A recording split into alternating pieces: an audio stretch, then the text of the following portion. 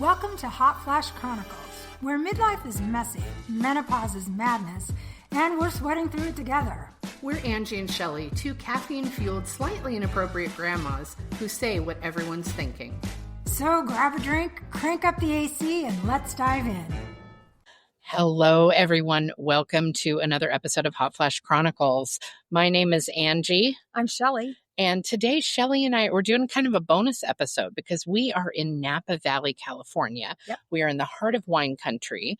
We're on a girls' trip for our birthdays. My birthday was yesterday and hers is tomorrow. And we decided instead of just re-releasing an episode like we've done the last two, because we've been on vacay, we decided we were going to record a podcast from the property that we're on. So you might hear running water. You might hear people in the background. We're literally You might hear an airplane. You might hear an airplane. You might hear cars or a horn. But what you're going to get is authentic conversation in Napa. And Shelly, you're going to pour us each a glass of wine. Absolutely. We haven't had any wine yet today. So here we go. Go ahead and hit it. That's pretty good. If you're listening to this, then just know you're missing out. And Debbie. Yes.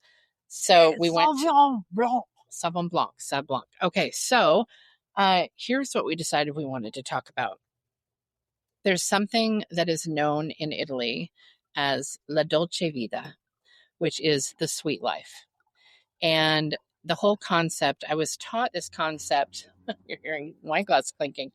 I was taught this concept by Karen Marie, who is a photography educator and a good friend of mine. She lives in Lake Como in Italy. And she was explaining to me probably a year and a half ago about the whole philosophy that they have in Italy about La Dolce Vita. Cheers. Cheers. Popes. We're going to have a sip of wine.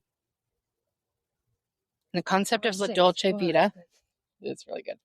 The concept of La Dolce Vita is the sweet life. So taking a moment to stop and enjoy the experiences, the moments, the bite of food, the sip of wine, the laughter in the air, the breeze, the flowers, just slowing down.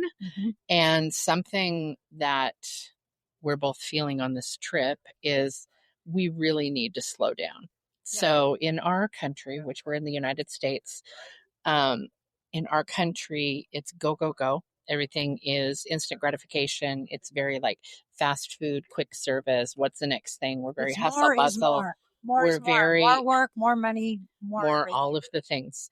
So it's very much that hustle mentality, and the everything has to be as quick and as at your fingertips as possible. Whereas in Europe, the many places I've been in Europe, they all are sit down and stay a while, have a conversation. It's not a coincidence that the people who are reporting having the happiest lives and living the longest and being the healthiest are almost all over in Europe. There's what a coincidence. Very little of that. I think it's Sweden that's number one, I believe.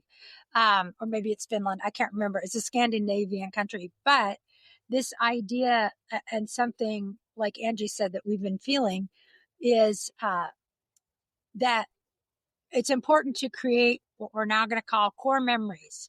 Like it's important to have moments where you file those touchstone moments. Yeah. Those touchstones of like, right. I need to be intentional in this moment. Yeah. And we were at lunch today. We went to, what was the name of the market?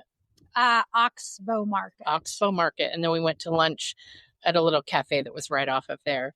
And we had this beautiful carbonara and this bread that was like, you guys know I love my bread. It had this delicious butter. The butter was so creamy, and it had lava rocks, volcanic salt. And it was just one of those things like, and the waiter's like, oh, sorry, we had a big party. We only have one chef. I was like, we are so not in a hurry right now. And we just sat and enjoyed every bite. We split a meal, and we just enjoyed every bite, every sip, every giggle, every word that was shared between besties. Yep. And why are we not doing this more? Yeah, that should be something that happens. This should be the norm. It shouldn't have to be a vacation. That's what we have. That's really good wine, by the way. Yeah, it is really good. Sorry. That is what we've done, is we've now lumped this into slowing down the pace, taking a moment to breathe and relax and enjoy things, maybe for a few days a year while we're on vacation. And I can tell you that's not enough. No, and I think that one of the things that when you get into menopause and you have like your kids are launched and you have all of the, like you're in a little more empty nest situation, you realize how important those little moments are and you start to prioritize them. And I feel like that prioritization is the thing that we need to absolutely focus on putting intention into. Mm-hmm. And if we're sitting in, like we had talked about, I had a stomach procedure that like reduces the size of your stomach. So right after I had that done, I was like, oh, I can only eat a quarter of a cup of food at a time. I better make that really count. So it's like, what do I really, really want? I want the crab, right? Yeah. So we decided today on the carbonara because that sounded like the best choice. I always like to eat something that I don't think I'll necessarily be able to get locally at home. And we were kind of deciding between like having the burger or having the nice carbonara. I mean, it was a bougie burger. It was a bougie burger, but I'm like, I feel like the carbonara is going to be the thing that I can't get when I'm at home. So when I travel, I try to make it a special occasion or have a special moment, experience of things I can't experience in your home. And that's why sometimes also though vacations get a lot of pressure on them to be relaxing, to be or to have an agenda or an itinerary and like, what are we doing tomorrow? We got this museum and then we have this thing and da da da. Now, to be fair, tomorrow is Shelly's 60th birthday, and we are at the crack of dawn, the real crack of dawn, going on a hot air balloon ride because why wouldn't you? La Dolce Vita, right? Right. The sweet life. Live that sweet life. Dolce Vita. We're going to be up real early. So that is something that you have to plan in advance. But today we were very much like, where is the wind going to carry us? Yeah. We didn't have anything set in stone. It's like, what do we want to do today? Let's just see what falls in front of our feet. Let's see what unfolds. Let it unfold in front of us, right? Yeah. So she's like, oh, what do you want for lunch? It's like, let's just walk around and we'll hit something. We'll find There was a Battle of the Bands thing going in downtown Napa, which is where we're staying. So tomorrow we're doing a hot air balloon ride at sunrise. Yep, at sunrise. And then we've got some things planned, but we're really trying to balance. There's some things you won't get to do them unless you sign up farm and plan. Sure. So we're trying to balance. Stacking the itinerary to it's like, okay, now we're going here and now we're going here. It's like, yeah, you don't want to just chill. Yeah. Just chill for a minute. And that's really the era that we're in right now. Yeah. It's like, it's just not that deep. It's not that deep. It's more important for me to make those core memories than it is to get a lot of stuff done and to achieve this now and to do this level of success and to work 3 jobs so I can have a house and so I can, like, I did all that and I don't want to do it anymore. We want to enjoy the fruits of our, like all of the hard work we put in. But the culture around here is very much, in the States, the culture is very like hustle, hustle, hustle, go like. It's do more, get more, be more, and it's exhausting. It is exhausting. And we had Sue Bryce on a couple weeks ago as a guest. She was our first guest. And oh my gosh, what a treat that was. Yeah, one of the biggest lessons I've learned from her, and I've learned so many lessons, stop trying to binge grow. So binge growing is like you're trying to consume everything, like how to do something all at once so that you can grow and explode, but you're not taking the time to do it right. Yeah. So if you're trying to binge grow and get there faster, find the fast track, find the quickest way there, first of all, you're not going to enjoy the journey. And second of all, you're going to mess up. So take it like take a chill. Yeah. Like just settle down. We have a lot of anxiety and a lot of us right now are living under a lot of pressure, a lot of expectation. We're fighting to have careers that are going to let us have the things that you didn't used to have to fight so hard to get, like having a house nowadays and having a car and going on a nice vacation with your family every year is way, way harder to do than it was even 10 or 15 years ago. Right. So now we're having to work really, really hard and push ourselves even more to have things that were quite a bit easier to have 25 years ago. And now we don't want to lose stuff. So there's a lot of anxiety and a lot of pressure to even float in the water and just keep your little feet doggy paddle. Right. Just keep swimming. Just keep swimming. And it's like, maybe I want to float. Yeah.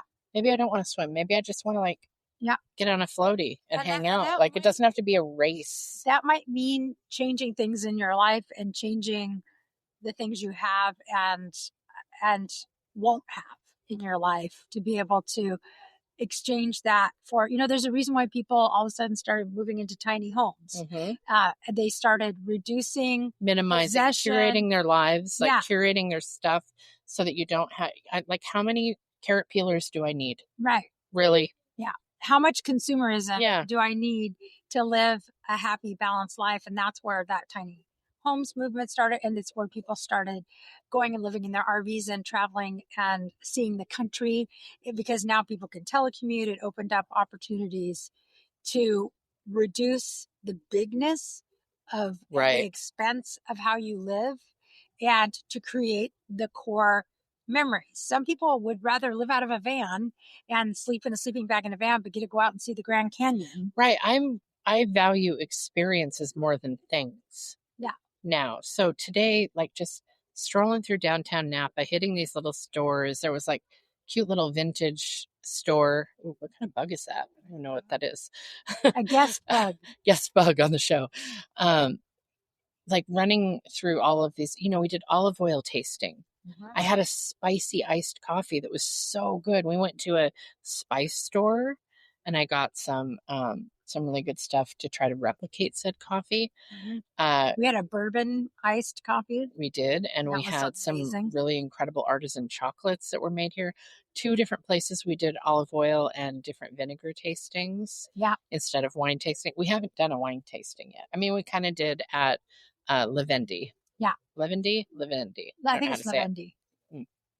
But sorry, Christopher, for saying that wrong, but your wine's delicious. And last night we went to a Mediterranean dinner for my birthday, and we had a braised short ribs that were done in like a pomegranate cab sauv situation, and it was, oh my God, like, these are the moments. Like, we work hard and we do all of these things, and it's like we put in the time and we've done the hustle culture, but for what? Like, it goes back to what Sue said a couple episodes. What do you want? What do you want? And if you don't know what you want, you're living somebody else's life. Isn't that brilliant? Yeah. So, you know what I want is to hang out in Napa with my best friend on my birthday. Yeah. Tick. And the thing is like, a lot of people will say, I can't do that. I can't afford to do it. I can't stop the pace. I can't stop the rat race. I'm in the trenches right now. Survival mode. You're not in thrive, you're in survive. And just so you know, that is a real thing. Like, there was probably a decade and a half where I did not take one vacation. Yep. When I was in my 30s. Most of my life I've been in survival mode. Yeah, I'm only 30s, recently in thrive mode. And I was raising my kids and it just wasn't possible. And I would say I understand completely that not everybody can just drop everything and go hang in Napa with their bestie. But I will say there were absolutely times when I could have slowed down for a moment and just enjoyed something, even if it was local, even if it was for a day. And I just didn't, because my mindset wasn't there. There are tons of things you can do locally and in your own world, even when you have kids, even if it's creating core memories with your kids, going to the zoo for a day, going to the park for a day, just slowing things down and not making all your chores and doing all your errands on your 2 days off a week, because now you just got to get into the next week. Right. It's like the next thing, the next thing, the next thing. It's like, how about you enjoy the thing that you're in? Yeah. And even if we have like limited commodities or resources, whether it's time or finances or energy, we're choosing whatever phase you're at in life, whatever era you're in, you're choosing how to spend those resources. So saying, oh, I don't have time to go to the gym. It's like, well, okay, but you spent like an hour and a half on Instagram. So, I mean, we all have the same block of time and how we choose to spend it. Yes, we have things that like require our attention. But if something is really important to you, we will find a way. Like, that's something I've been taught in photography is like, I'm not a cheap photographer, but if somebody really wants something, they will find a way to pay for it. Yeah. So all of these people that are like, oh, I can't afford the photography. It's like, do you have an iPhone? beauty products like makeup. Yeah, That's it's like in all people the times, choose. even when the economy is not going well, beauty, makeup, perfume, all that stuff still does real well because women prioritize that very highly in their list of what they'll spend on. And that's a choice. Like I do that. I mean, I know that Right. I like having the things that I like, but it's just that even teenage girls will spend a bulk of their money on very expensive makeup. That's something that is important to them. So it's about what you make important to you. Right. You can, we tend to find a way to make that happen. Um, and it might be by reducing or minimizing what the thing is. Like instead of going to Napa for the day, maybe you live in Oregon and you go to a local Oregon winery for the day. Or like, what can you do? Yeah, what can If you you do can't, that like, time? if you can't go to Italy, what can you do? Yeah, Can you figure out how to make a carbonara at home? yeah, Can you have a little tour of Italy in your own kitchen? yeah. Like, can you do a date night to where you do a picnic at a park where you're making this beautiful bruschetta or having a glass of wine? There's way to make Like core memories. people usually have some sort of resources. If you have any sort of resources, you can choose how to use them. So It's like it's not just financial, it's the time and thing energy, is all of we those things. associate a trip to Napa, a trip to the zoo, a thing, and a destination thing as, oh, this is going to be a wonderful thing. It's creating a core memory. And what we are missing is that it's not actually that it's Napa. It's not actually that it's a day at the zoo. It's that the core memory is created with usually whoever else you want involved Right. in this adventure. And the connection you feel with them on this thing that you're doing, that's actually what gets remembered. Yeah. And it just so happens that it happened in Napa. Angie and I could create a core memory in her studio, sitting and having a cup of coffee and a really memorable conversation. Right. So it's about creating space to connect with other people or nature or whatever it is that will bring you that sense of calm and self and breathing. And Right. just, I'm in this moment here. That's why some people like to meditate. Right. And that's grounding themselves. And that's the thing is we're missing is we're groundless. Right. There's not a lot of grounding and there's a very It's like, big, what's next? What's next? What's next? And Yeah, it's like, no, how about stop. sitting in the thing? When I photographed weddings, I very often would talk to the bride and groom at the consult about, you're spending a lot of time right now planning this perfect day, right? You're spending a lot of time and money planning the perfect day for the two of you. And something that I've noticed that people can have a tendency to do is, okay, we did this. Now the next thing is this. And it's like, instead of sitting in the moment and enjoying the cocktail hour appetizers that they chose, they're like, okay, now we have to go do We have to this. get ready Now to we go do got the to cake. We have to go get ready for the right. first dance. Like, well, what time is the DJ going to do? And they're so stuck in ticking the thing off of the agenda, they're not enjoying the thing that they're currently ticking. So I always told them, I don't really do weddings that much anymore. What I want you to do is throughout the day, first of all, recognize that things are going to go wrong. Something's going to fuck up. It's okay. As long as you're married at the end of the day, everybody has something go wrong. Sure. Something's going to happen. So if it doesn't go right, that's fine. You're still married. But check in with yourself and each other. Like when you're standing at the altar and you're reciting your vows, I want you to intentionally take a moment to be present in the moment and look out and do a mental imprint of each of the faces that you see. All of these people that are here supporting this decision you're making to spend your life with this partner, they're all here in support of that. So be present in that instead of, oh, as soon as we do this, we're going to go do pictures. Then we have this. Then, oh, we have to do the garter toss. And don't forget the Cupid shuffle dance. Like all of these things, it's like next thing. It's like stop and be present in this day that you've created for yourselves and enjoy all of these little decisions you're making right now. Yeah. Don't worry about the favors on the day of. Don't worry about if your Aunt Betsy is getting along with your Uncle Ricky. Like none of that matters. Just sit and enjoy all of the planning and let your people do the things for you. And I have had so many brides say that conversation literally changed their whole day because when things would go wrong, they're like, It's not that deep. Yeah, it's We're still not gonna that be deep. married. Like, We're the and only they would people that sit are and gonna like, even think of that. instead of making sure they go and sit at every table and talk to every person, they're like, I haven't seen my Aunt Linda and she's just recovered from cancer and I don't know how long she's going to be here. So I'm just going to choose to sit and talk to her for a half an hour. Yeah. We get to choose. And brides will say, well, is it okay if I do it this way? It's your day. As long as you're legally married at the end of the day, do it however the fuck you want. Yeah. It really doesn't matter. It doesn't. And whether you are 20 years old, if you're watching this podcast and you're 20 years old, thank you.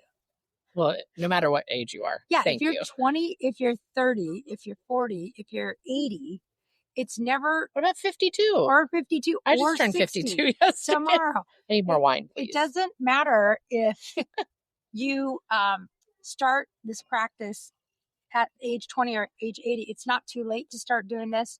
It's not too early to start doing this.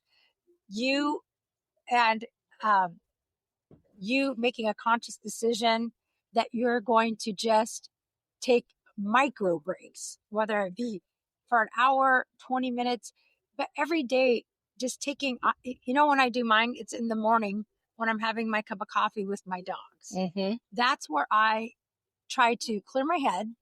I drink the coffee, and every morning I think, this tastes so good. I really, So I do that moment with my coffee. Me and my coffee have a moment. Man, I really enjoy this time of day. And then my little dogs come up and sit on my lap, and I'm petting them, and I don't even recognize that I'm petting them. But this calms me and centers me. Yeah. This is how I like to start my day, not feeling like the chicken with my head cut off, running around going, oh my God, what's going to happen? What's going to happen? Because that could happen later in the day. Yes. It usually does. But I have to have some moments where everything feels okay and just feels chill. And being present in those moments and realizing how the senses are hitting you. Like, that's part of the Dolce Vita, like the sweet life. Like, they're very like, we're just, even in a work day, let's just stop and have a cappuccino. Mm-hmm. Like, it's like they don't rush through things in Europe very often. No. And being present in those moments, I think, really is kind of the key to happiness and intention in your life. It really, if you can't be present, you're just waiting for the next thing. You're not finding any sort of substance or growth in any of the things that you're doing because you're seeking. You're chasing instead of attracting. Constantly chasing. You're constantly chasing that dopamine. You're chasing that ticking a box. You're chasing that perfect life. Keeping up with everybody else. Exactly. So when we're chasing, we can't attract. So what I have chosen to do as of late in the last few years is I attract. I don't chase. If I want something, I do that thing. And again, if you want something, you'll find a way to pay for it. You'll find a way to make it happen. Yep. If it is really important to you that someday you visit New Zealand, you will find a way to do it if it's really important to you. But we tend to prioritize our time, our money, our energy into things that we think we're supposed to do, or things that are sort of ticking a box, but not quite.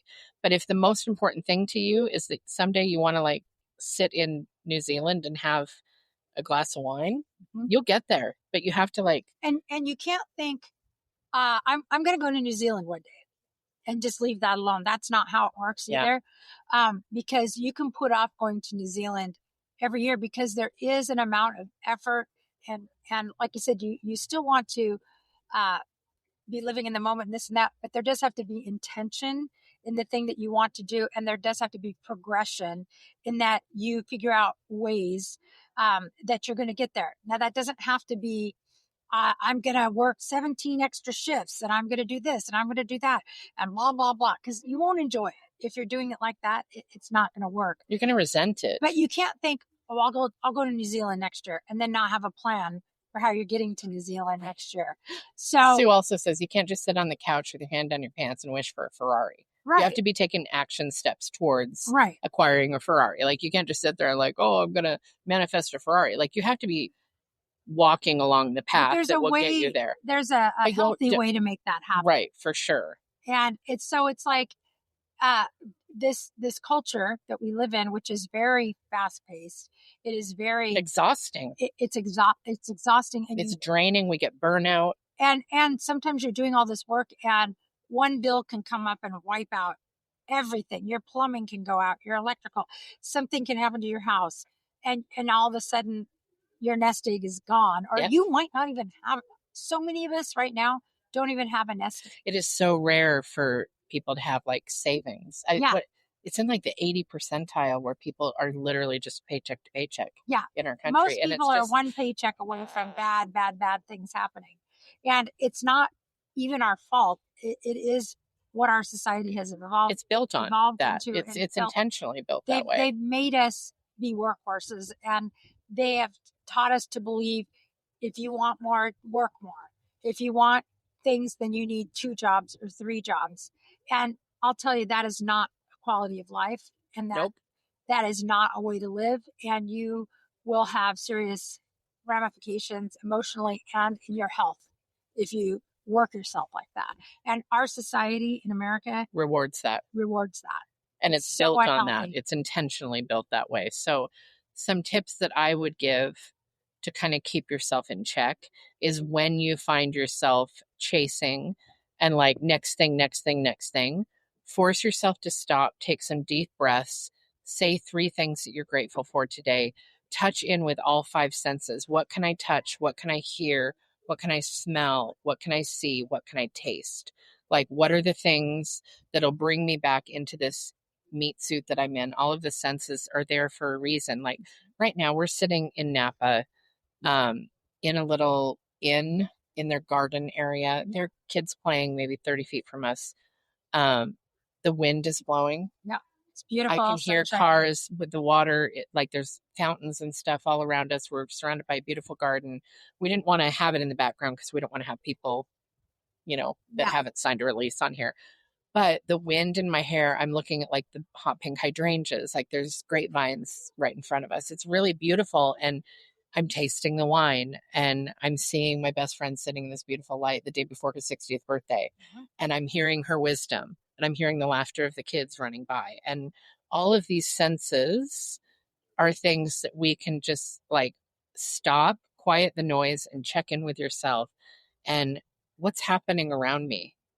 Like, am I just so focused on, I have to get this report done? It's like, whew, okay, if you're just going to have lunch, like, you don't have to eat the shitty meal from the drive through. Like, it doesn't take that much. Like, if you're going to take the time to go through a drive through, you can take that 10 minutes to plan something and do a cute charcuterie You or know something. what? Like, step off the hamster wheel.